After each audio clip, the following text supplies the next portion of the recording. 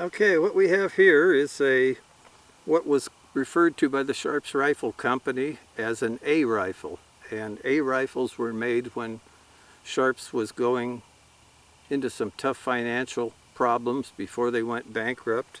So they were assembled from various parts of various years and different models of Sharps, but they were sold as 1874s.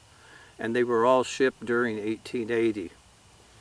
This particular A rifle left the factory as a 30-inch 45-70 and was shipped to Carlos Gove in February of 1880 in Denver, Colorado.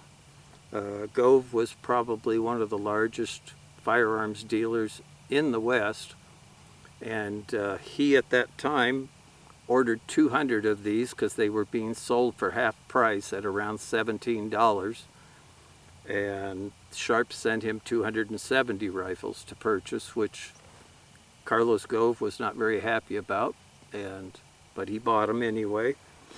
A year after this got to Carlos Gove's shop, at some point in that year it was sold to a customer, and that customer then took this rifle to George Frowne of Durango, Colorado. And George Frowne was part of the famous Frowne brothers who started out in Cheyenne, Wyoming, and later George moved to Durango. It has all of what was called the Freund Improvements: the camming breech block, the dual extractors, the automatic half cock for the hammer. All were features of the Freund Improvements. The cartridge this is chambered for is a 5140. As for comparison, the bottom is a 4070 Ballard cartridge, so it's half as much powder, and the top is a 5140, which was a 3 1/4 inch case only, not overall length. And that's what it was chambered for after it probably went to Frowne's shop.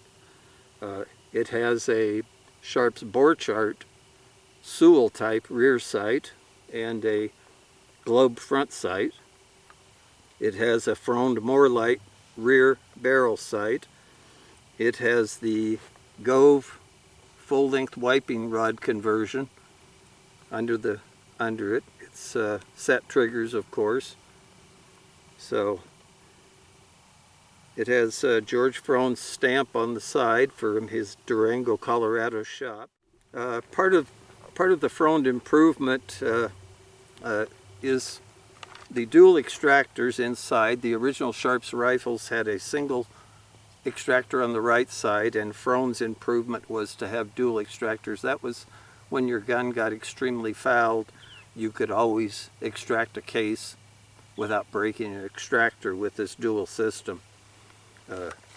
This gun was purchased by a friend of mine in 1961, and it was a wreck, as most A rifles were, because they were cheap guns and they got used hard.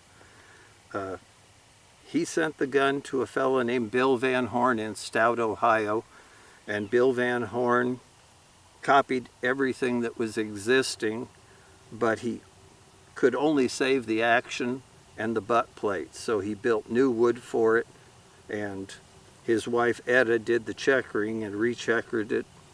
They put one of Bill's own built barrels on it, done in the original length of 34 inch and the original weight of about a number 4 1/2 or 5 weight.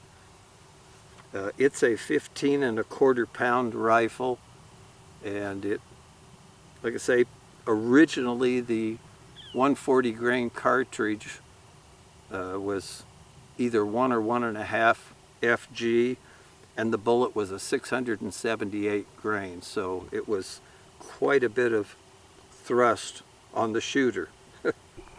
Okay, because of the the wiping rod under the barrel, these stocks were made with a wedge type retainer for the forearm rather than a screw up in. The forearm also sports a buffalo horn tip on it with a nice little inset on it. And of course Etta Van Horn's checkering throughout that's really just about as good as you could ever find. So that's it.